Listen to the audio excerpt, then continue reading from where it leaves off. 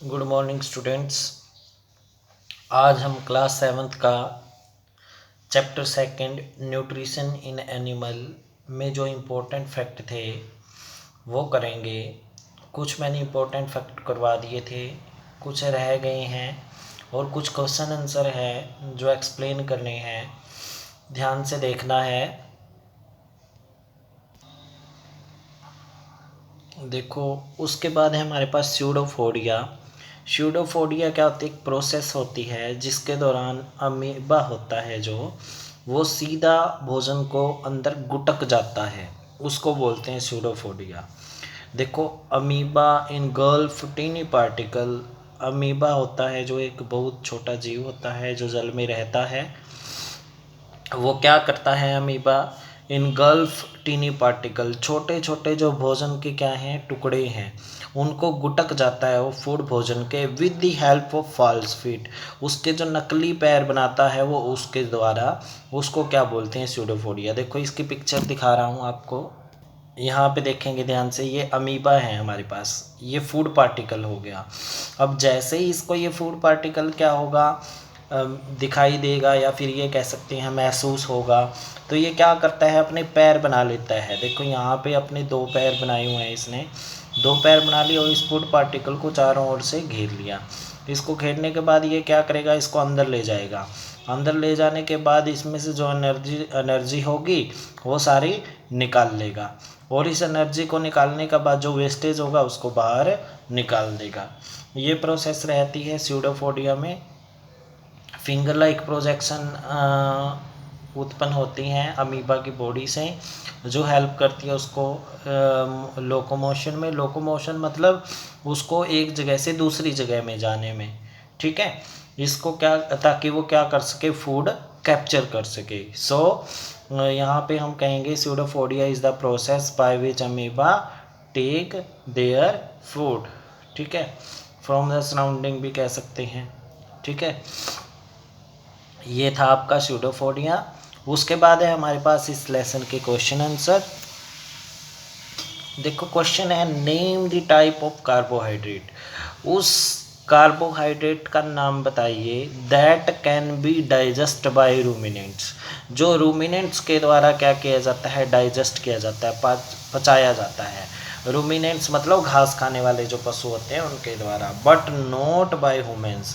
But जो humans हैं, जो मानव हैं, उनके द्वारा नहीं खाया जाता।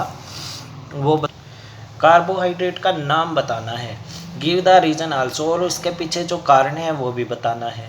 अब इन्होंने कहा जो हमारे द्वारा, मानव के द्वारा डाइजेस्ट नहीं किया जाता वो कौन सा है? सेलुलोज नाम का कार्बोहाइड्रेट है। Is a type of carbohydrate that can be digest by ruminant but not humans. देखो, जो सेलुलोज होता है सिर्फ पौधों में पाया जाता है, जो हमारे पेड़ होते हैं उनमें पाया जाता है सेलुलोज, जो ह्यूमन के द्वारा डाइजेस्ट नहीं किया जाता। क्यों? क्योंकि हम पेड़ पौधों को नहीं खा सकते, क्योंकि उनमें क्या पाया जाता है? सेलुलोज पाया जाता है, वो डाइजेस्ट नहीं होंगे हमारे द्वारा।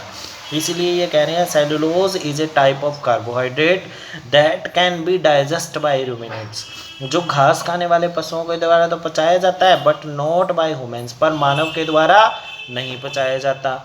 Ruminants has a large sac like structure called rumen.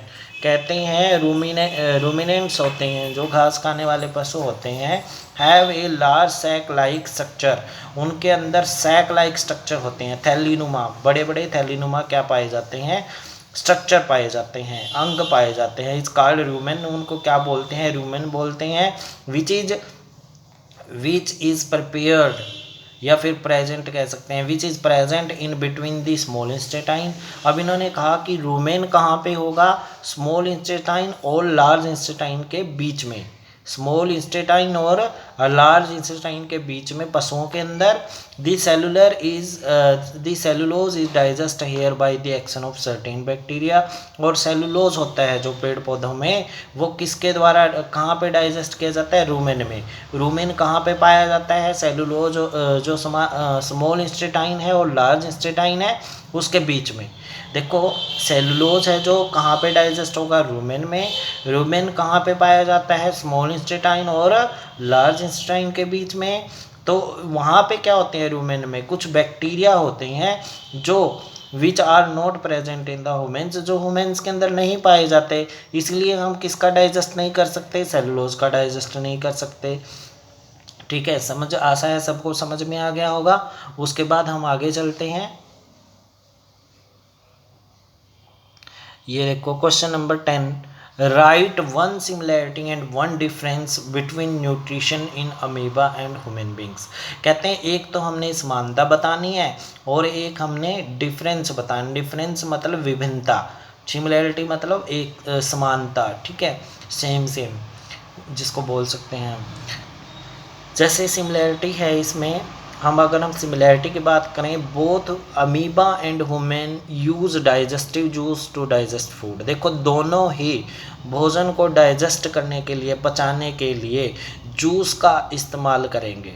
ठीक है, किसका इस्तेमाल करेंगे, जूस का। और डिफरेंस क्या आ जाएगा, असमानता क्या आ जाएगी, human beings have a well developed digestive system. कहते हैं ह्यूमन बींग्स, जो मानव है वो क्या, उसमें क्या होता है, वेल डिफाइंड डाइजेस्टिव सिस्टम होता है। मतलब कि उसमें बिल्कुल विकसित पाचक या पाचन तंत्र होता है, ये कह सकते हैं। पाचन तंत्र मतलब डाइजेस्टिव सिस्टम। ठीक है, जो पच जाता है भोजन, डाइजेस्ट हो जाता है, उसके सिस्टम को क्या बोलते हैं, डाइजेस्टिव सिस्टम बोला जाता है। और वेल डिफाइंड होता है ये सभी मानव के अंदर। While amoeba has only food vocals for digestion, उसके अंदर क्या होते हैं, सिर्फ वोकल्स होते हैं। वोकल्स मतलब जो हमारे पास भोजन होता है उसमें से एनर्जी तो निकाल ली जाती है अमीबा के द्वारा, पर जो अवशेष रह जाता है उसको उसमें एनर्जी नहीं होती। वो एनर्जी से क्या होता है, एनर्जी उसमें नहीं होती, एनर्जी से क्या होगा, वो वंचित होगा।